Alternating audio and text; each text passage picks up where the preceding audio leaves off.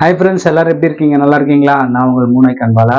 இன்னைக்கு வந்து பார்த்தீங்கன்னா மிஸ்டர் ஜூ கீப்பர் இந்த படத்துடைய டேரக்டர் வந்து பார்த்தீங்கன்னா ஜே சுரேஷ் அவர்கள். இந்த படத்துக்கு வந்து மியூசிக் டேரக்டர் வந்து யுவன் சங்கர் ராஜா.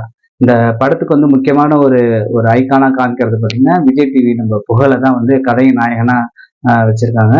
இந்த படத்தோட கதை என்னன்னு பார்த்தீங்கன்னா புகழ் அப்புறம் பார்த்தீங்கன்னா அவர் கொஞ்சம் புத்தி சுவாதீனம் இல்லாட்டி கொஞ்சம் விவரம் தெரியாதவராக இருக்கிறாரு. அவருக்கு ஒரு கல்யாணம் ஆகி ஒரு ஒய்ஃபு ஒரு சின்ன குழந்தைங்க இருக்கு. இவர் வந்து அந்த ஒரு மலை பிரதேசத்துல காமிக்கிறாங்க. நல்ல குளிர் பிரதேசம் போல இருக்கு.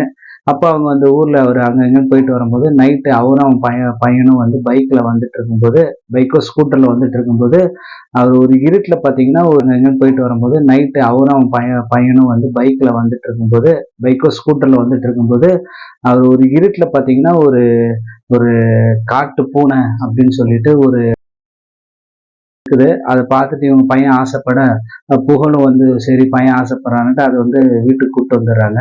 வீட்டுக்கு கூப்பிட்டு வந்து பார்த்தா தான் தெரியுது அது வந்து புலி.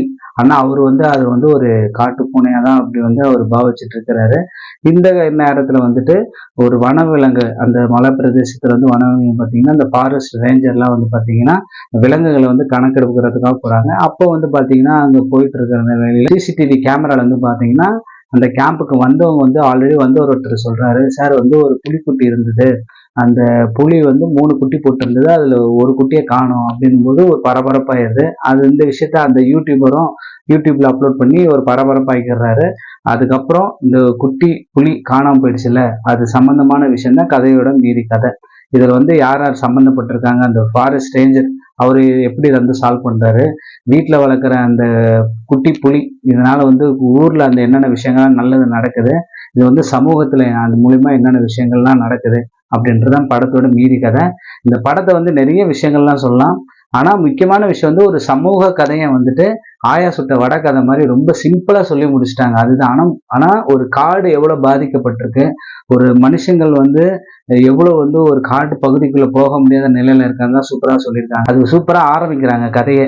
நம்ம புகழ் வந்து நல்லா குல்லா போட்டு நம்ம தெய்வ திருமகள் விற்கிற மாதிரி வராரு. அப்ப அவரு வந்து அந்த ஃபேக்டரியில ஒருத்தர் இன்டர்வியூ எடுக்கிறதுக்காக வராரு. அவர் யாருன்னா நீங்க பார்த்திருப்பீங்க. படம் பார்த்தா அவர் யாருன்னு தெரியும். எனக்கு டக்குன்னு அவர் பேர் ஞாபகம் வரல. அவர் வந்து புகழ் யாருப்பான்னு கேட்கறதுக்கு முன்னாடி பின்னால ஒரு ஒய்ஃப் ஒன்று வராங்க. அவர் புகழுக்கு இப்படியாப்பட்ட ஒரு அழகான ஒய்ஃபா எப்படிப்பா இது நடந்ததுன்னு வந்த டாபிக் வந்து புகழ்கிட்ட கேட்குறாங்க. அந்த ஒரு ஒய்ஃபை வச்சு ஒரு கதை கேட்குறாங்க. இவனுக்கு எப்பறம் இப்படி ஒரு ஒய்ஃப்ன்ட்டு. அப்புறம் அந்த ஃபிளாஷ்பேக்ல நம்ம மனசுக்குள்ள என்னென்னலாம் நினைக்கிறோமோ படத்திலேயே அதுக்கான விஷயத்த அடுத்தடுத்து சொல்லிட்டு இருக்காங்க. அது ஒரு 4-5 விஷயத்த உங்களுக்கு சொல்றேன் பாருங்களேன். அவங்க ஒய்ஃபை என்ன சொல்றாங்க, அம்மா பைத்தியக்கார மாதிரி இருக்கிற பசங்க தான்மா வந்து கல்யாணம் பண்ணிக்க முடியும், புத்தி உள்ள பசங்களெல்லாம் வச்சு கல்யாணம் பண்ணிக்க முடியாதுன்னு அவங்களே சொல்லிடுறாங்க. இப்போ இதுக்கு மேலே நம்ம என்ன சொல்றது இருக்கு புகழ. அது மாதிரி அவங்களே அடிச்சு தூக்கிடுறாங்க. இன்னும் இதுல வந்து பாத்தீங்கன்னா சிங்கப்புலி இருக்கிறாரு. அவர் வந்து பாத்தீங்கன்னா அந்த மலை பிரதேசத்துல வந்து அந்த ஊர் மக்களோட ஒரு முக்கியமான ஆளா இருக்கிறாரு. அந்த புலிக்குட்டியை வந்து காட்டுல கொண்டு போயிட்டு சேர்த்துடலாம், தாய் புலிகிட்ட சேர்த்தலாம்னு ஒரு முயற்சி எடுக்கும்போது இவரு தான் வந்துட்டு ஒவ்வொரு மலையா கூட்டு போறாரு. அந்த ஒவ்வொரு மலையிலையும் வந்து அந்த புலிக்குட்டியை வந்து சேர்க்க முடியாத சூழல். அதெல்லாம் பாத்தீங்கன்னா ஒருத்தன் கஞ்சா வைக்கிறான்றான், ஒருத்தன் உள்ள காட்டேஜ் கட்டுறான்றான், உள்ள ஒருத்தன் வந்து என்னென்னமோ விஷயம்லாம் சொல்றாங்க.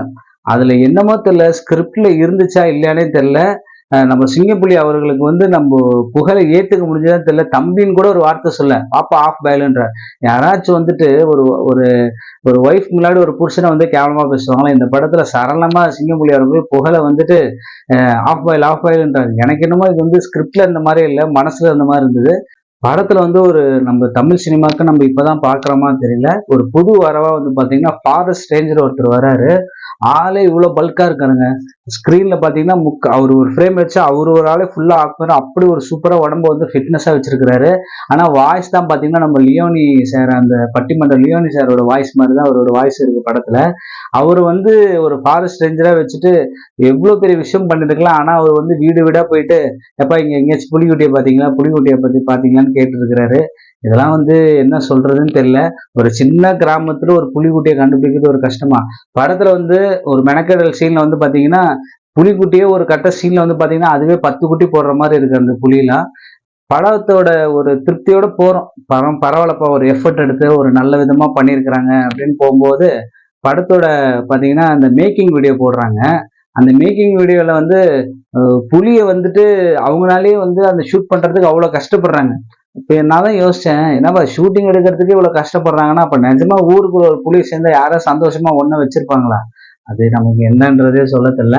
புகழ் வந்து இதுல வந்து ஒரு பாராட்டுக்குரிய விஷயம். அவர் வந்து பாத்தீங்கன்னா, நடிக்கிறதுக்கான ரொம்ப மிகப்பெரிய முயற்சி பண்ணியிருக்கிறார். அதுல டைரக்டர் வந்து ஸ்ட்ரிக்ட்டா சொல்லியிருப்பாரு, "அப்பா காமெடி கிமெடி பண்ணி முயற்சி பண்ணி மக்கள வெறுப்பேத்திறாதன்னு" இருப்பார் போல இருக்கு. அவர் வந்து ஆக்டிங்க்கு முக்கியத்துவம் குடுத்து அது நல்லாவே நம்ம பண்ணியிருக்கிறாரு.